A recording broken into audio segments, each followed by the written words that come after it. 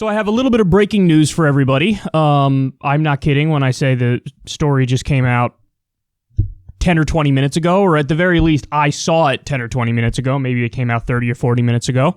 But the Supreme Court has ruled on another issue, the issue of DACA, which stands for the Deferred Action for Childhood Arrivals. It's an immigration issue. So I'm going to give you what they said, and then I'll explain a little bit more about DACA and what this ruling means. So this is from NBC News, and they say the following. The U.S. Supreme Court ruled Thursday that the Trump administration cannot carry out its plan to shut down the Deferred Action for Childhood Arrivals program, which has allowed nearly 800,000 young people, known as Dreamers, to avoid deportation and remain in the U.S. Chief Justice John Roberts was the swing vote in the 5-4 decision, which deals a big legal defeat to President Donald Trump on the issue of immigration, a major focus of his domestic agenda. Roberts wrote in the decision that the government failed to give an adequate justification for ending the federal program. The administration could try again to shut it down by offering a more detailed explanation for its action, but the White House might not want to end such a popular program in the heat of a presidential campaign. They continue here and say Roberts was joined in the majority by liberal justices Ruth Bader Ginsburg, Stephen Breyer, Elena Kagan, and Sonia Sotomayor. Quote, we conclude that the acting secretary did violate the Administrative Procedure Act and that the decision to rescind DACA must be vacated, Roberts wrote in his decision. Roberts called the Trump administration's total rescission of DACA arbitrary and capricious. Conservative justices Clarence Thomas, Samuel Alito, Neil Gorsuch, and Brett Kavanaugh filed opinions that concurred with parts of the majority and with parts of the dissent. Thomas wrote, today's decision must be recognized for what it is, an effort to avoid a politically controversial but legally correct decision. Roberts, however, also said that the administration can take up the issue again, a matter that was explicitly pointed out in one of the dissenting arguments. The court still does not resolve the question of DACA's rescission. Instead, it tells Department of Homeland Security to go back and try again, Alito wrote in his dissent. The decision was widely met with praise from various Democratic lawmakers, business leaders, and immigrant advocacy groups. So, to tell you a little bit more about DACA, the program, Deferred Action for Childhood Arrivals, it's an immigration policy that allows some individuals who are technically here illegally or unlawfully, it allows them, if they're brought into the country as kids, to receive what's basically a renewable 2-year period of deferred action from deportation, and it allows them to get a work permit. So basically the idea is, if you're brought in the country as a kid, you didn't do anything wrong, and you probably know nothing else other than the United States of America. So you're brought in the country as a kid, then, the government is not allowed to just shut down that program and say, you know what, we think it's perfectly okay to deport all of these 800,000 people who were brought here as kids and are here illegally but on a work permit. We think the Supreme Court is saying that the executive branch, the Trump administration, cannot just broadly decide we're going to end that program. And so now it's up to our whim and what our sensibilities are to deport any of those people that we want. I mean, I think that they would make the argument that, hey, we actually are legally allowed to deport any of them or all of them. But effectively what they're trying to do is say, we have the authority. Will they necessarily actually do it and deport all 800,000? No, I don't think so. But with Trump ending the DACA program, what he's saying is they have no legal protections. And so effectively, they would have to live in the shadows. And again, stop and think about the issue as such. If you're brought here as a kid, even if you're somebody who's rather conservative on the issue of immigration, wouldn't you put the blame at the feet of the people who are, adults that can make their own decisions, and they decided to come here in an unlawful manner? Wouldn't you blame them? Why would you, be angry at, mad at, and try to have legal repercussions for people who were brought here as kids through no fault of their own? So the point I'm trying to illustrate is that even if you're conservative on the issue of immigration, one would think that your ire would be saved for the people who come here unlawfully, not for their kids who had nothing to do with it. And, they had no choice. They were just kind of brought along for it. And now all they know is the United States of America. So the Supreme Court is saying you cannot completely shut down the program. But here are the caveats. And this is, I think, really important because they're not saying the Trump administration has no authority to act on the issue of DACA. What was made crystal clear in the article is that they're saying the reasoning that Trump gave was not sufficient, so we're striking down part of what he wants to do. But they admit, and John Roberts admits, remember, he's a conservative justice who flipped on this issue, but what he's saying is, if you want to go back to the drawing board and give a more compelling reason as to why you want to shut down the DACA program, then perhaps we'll let you shut down the DACA program. So it's not like, when I first heard about how they ruled, my thought was, oh, okay, so I bet they ruled that it's unconstitutional for Trump to do this, and the issue has to go through Congress, that Congress would have to decide to shut it down. But that's not what they said. They said, no, Trump does have the authority to make this decision, but he cannot use the legal rationale that he used. Now, I submit to you guys, I don't know what his legal rationale was. I think that he just thinks he has the authority to shut down the program, and, he might not even need a reason. Like, what do you mean? I'm president, so I'm the unitary executive, and this is something that doesn't involve the power of the purse, which is spending. All spending bills have to go through Congress. Therefore, I get to make the decision when it comes to, an issue like immigration. And I think that what the Supreme Court is saying is, no, this issue is not like, military issues where the president is the commander-in-chief and they ultimately get the final say on everything.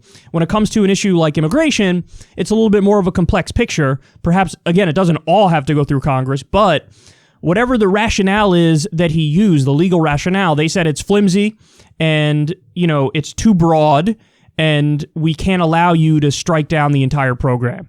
So from a political perspective, to not comment on the legal rationale from the court here and to not comment on the constitutional grounds, obviously from a political perspective, I think this is a good outcome in the sense that, listen, you have 800,000 people who were brought here as kids and all they've known is the United States of America. And if the conservative position is we want to get rid of them too, it's like, okay, well then don't come around telling everybody that your position on immigration is just we want to keep out the criminals, we want to keep out the bad people. Oftentimes you hear people on the right bring up like MS-13 and gangs and people who bring drugs into the country, and that's their argument, that's their rationale. Hey, this is why we got to be strong on the border and strong on immigration.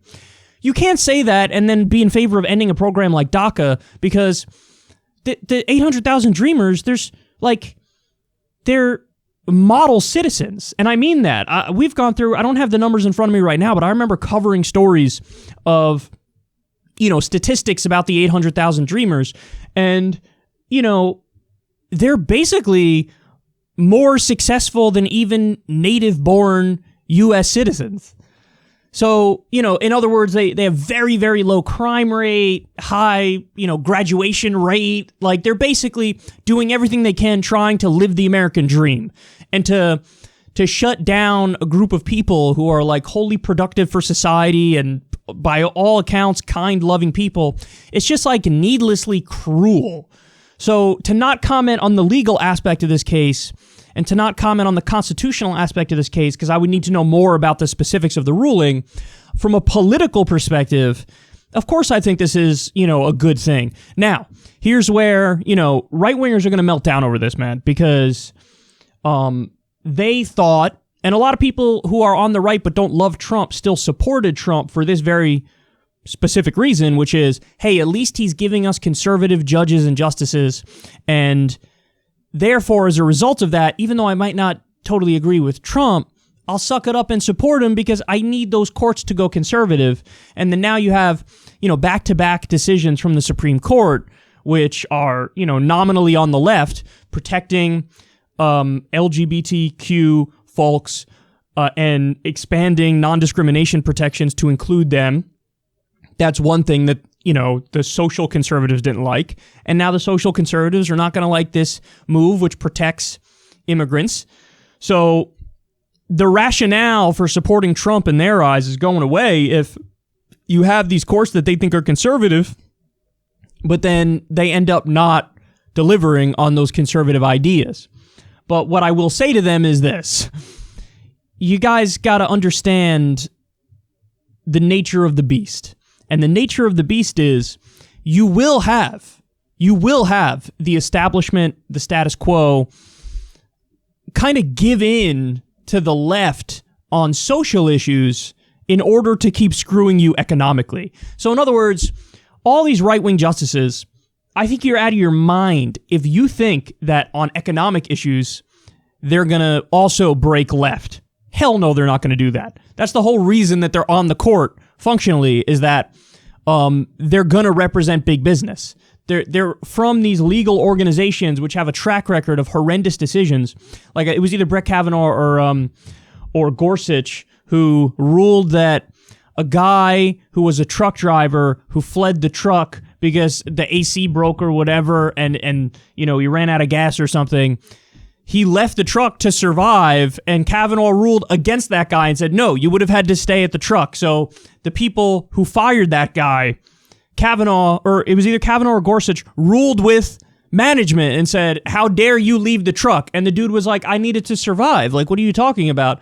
And they were like, no, we're siding with the managers. They have every right to fire you in a situation like that. So in other words, on economic issues across the board, they're going to go right. And they're going to be pro-corporate. And that's the real reason for these people being put in these positions. Now, it's still mildly surprising that on some social issues they're going left, but not crazy surprising. Not crazy surprising. And this is a theme that you're going to see with corporations as well. Like you see corporations now going all in on Black Lives Matter stuff and pretending to be down with the protests and down with the struggle.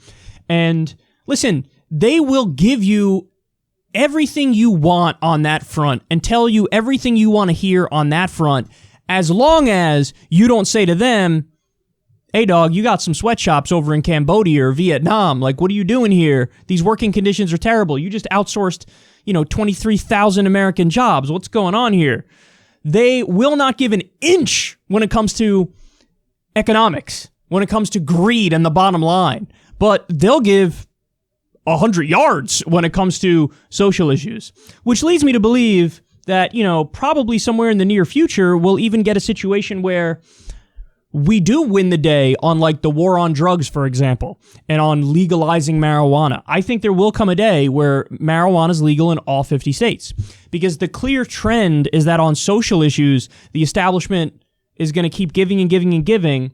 And that, the primary function of that kind of serves as, don't say a damn word about how we're screwing you when it comes to the economy, how we're robbing everybody blind on that front. So that this is the same dynamic for this story as I outlined in the protecting trans rights story. It's a good thing. Like, thank you. I'm happy that they protected trans rights. I'm happy that LGBTQ people are protected under non-discrimination clauses now. I'm happy that the Dreamers are protected. I think that's all wonderful. But don't get it twisted, because some people are going to be like, welcome to the resistance, John Roberts and Neil Gorsuch, yeah! And it's like, no, you guys don't get it. They're still screwing everybody when it comes to the economy. So just because they give a little bit on social issues, that's not something that should make you think they're good, full stop. They're certainly not good.